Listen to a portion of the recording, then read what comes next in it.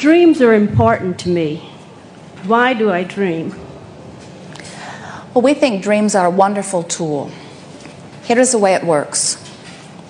That which I think, which brings forth a subsequent feeling, and that which manifests in my experience is always a vibrational match. So the life that I live is a byproduct of the thoughts I think and the mood that those thoughts therefore bring forth. What I think and feel is what I manifest. What I think and feel and what I dream is also a manifestation. So dreams are manifestations of thoughts.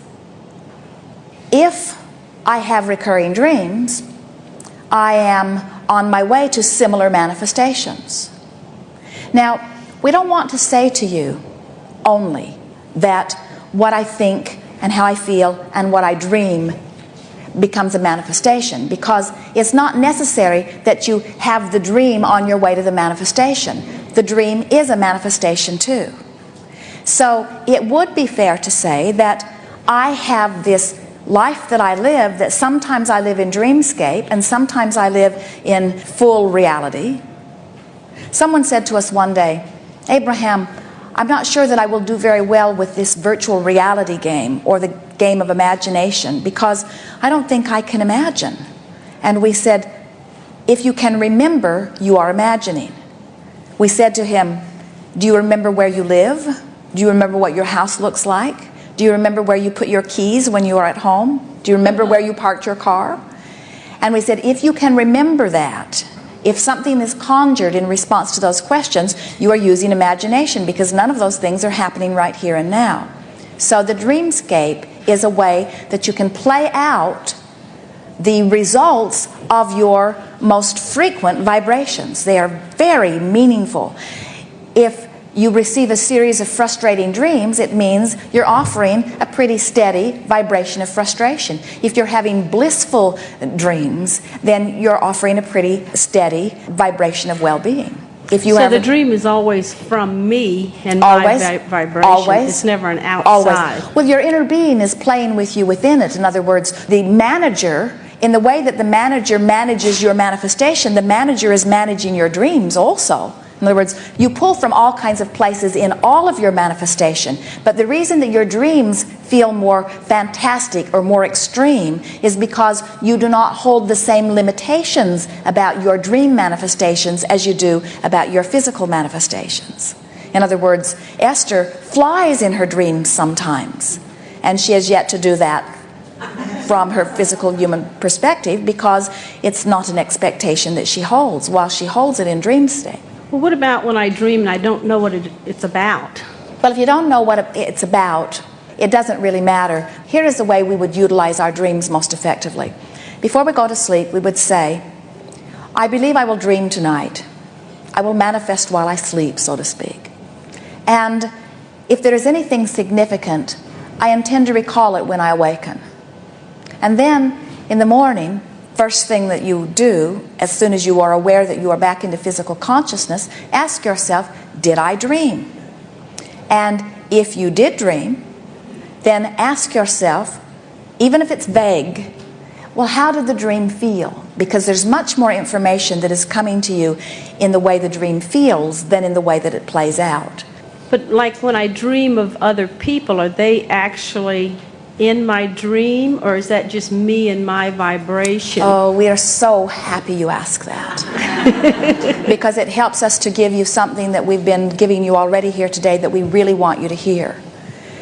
As they appear to you in your dream, it is as you have created them to be. As they appear to you in your real life experience, it is as you have created them to be.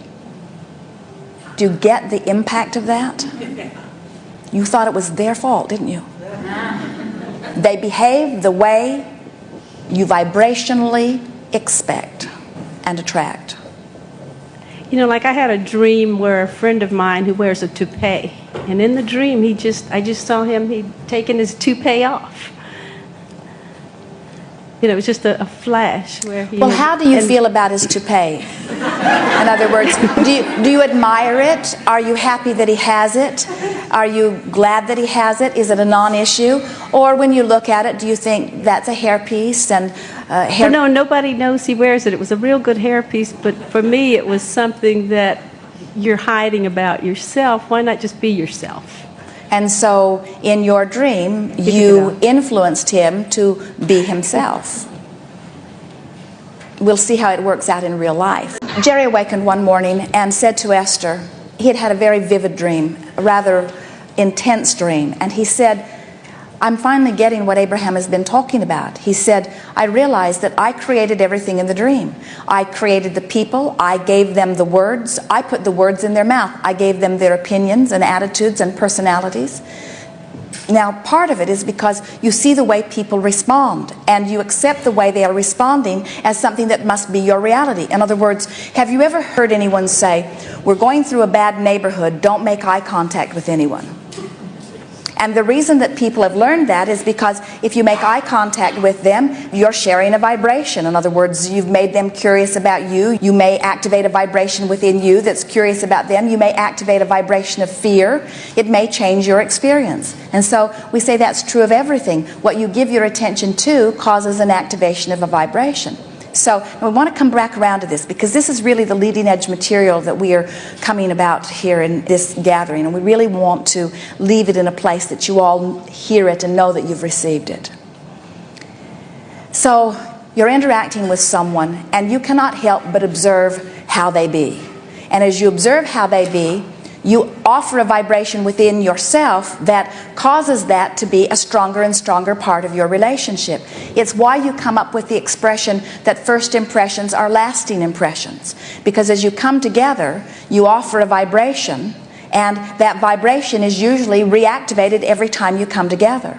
It's why we encourage the process that we call segment intending, which is as you recognize that you are moving into a new segment, that you stop and think about who you are, what you want to accomplish, how you want to feel. You set your own tone so that you get to choose the tone of what happens in the interaction rather than observing someone else's and becoming a part of that.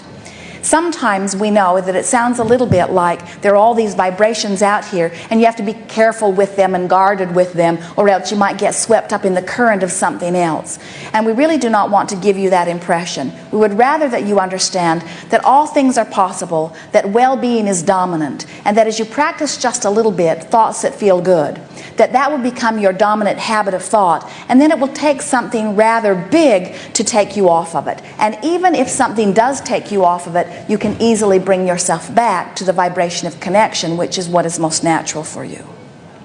Now here's the next thing that we want to say to you. There's all kinds of stuff within you that could potentially be activated. Is your job to root it out? No, you can't. Every thought that has ever been thought still exists. You can't get rid of the thoughts. What you do is practice other thoughts and make them dominant. Can you feel it? You just practice other thoughts and make them dominant. And the life that you live is a reflection of that. So now, as you meet others, as you live your own life, you can tell, but as you meet others, you can tell, and you begin to notice that everybody's living what their vibration is. You can hear it in their words, you can hear it in their attitude. It's like you hear people say, the worse it gets, the worse it gets. I can't win for losing. And you kind of know where their thoughts have been. Their thoughts have been upon the aspects that have been going wrong. Or you hear people say, my life is great, everything is going wonderful, things always turn out all right for me, I always land on my feet, all is well, well-being abounds. You can tell. That's usually where their vibration is. So we don't want your thoughts to scare you. We see some of you offer a word or a statement and then you go, cancel, cancel. You're afraid that law of attraction is going to drag it and drag you off with it. And we say, well-being is so supreme. There is so much well-being. Well-being is easy to achieve. It's easy to live. Most of you are mostly that. When you look at your planet, that which is not well-being is infinitesimal in relationship to that which is well-being. And in every case, the individual, for whatever reason, has pinched themselves off. And sometimes you say, oh, but my reason is a really big reason. And we say, undoubtedly it is, but it's never a good enough reason. There is no reason ever that is big enough or good enough that we would ever, if we were standing in your physical shoes, use as our excuse to pinch ourselves off from well-being. We would practice pleasant thoughts, not only because this is the moment of life where all of your perception is happening, but because manifestations that are in your future are dependent upon it now. And one last thing we want to give you about this, since we're really on a roll here. You are extensions of source energy. And isn't it a glorious acknowledgement that in your moment of praise or appreciation or just flat out joy, that all that is source has access to you and through you? And that in fact, that very joy that you thrill to is source energy expressing through you.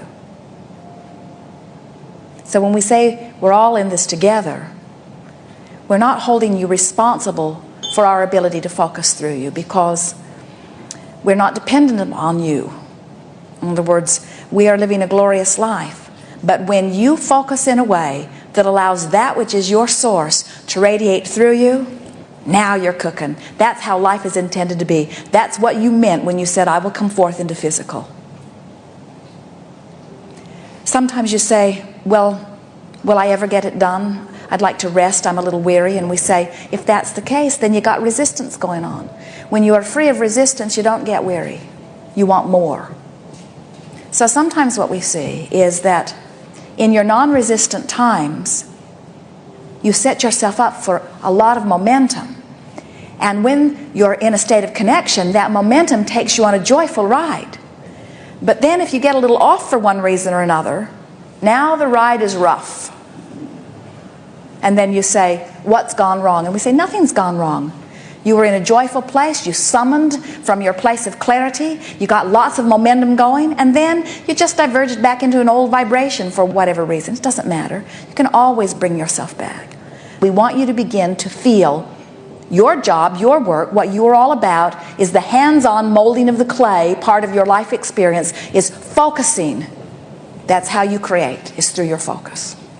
So we would never again spend any time pondering an unpleasant thought. We would not watch the news. We would not stick our nose in the business of others. We would not try to understand what we cannot understand.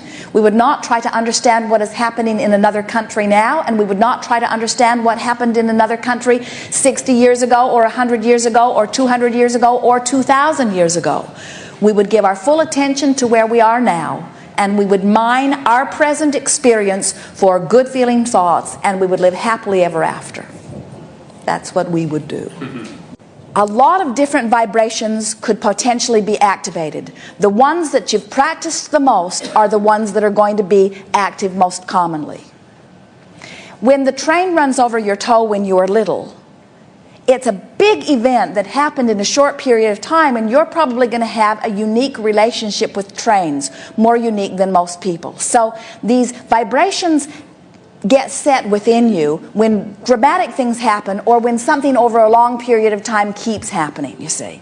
The virtual reality causes you to make up for lost time in a very short period of time. In other words, as you practice this virtual reality, it's like something dynamic happening in a short period of time. So with a little bit of emphasis upon these virtual realities, you can make a part of your vibration, the active part of your vibration, that really, really suits you.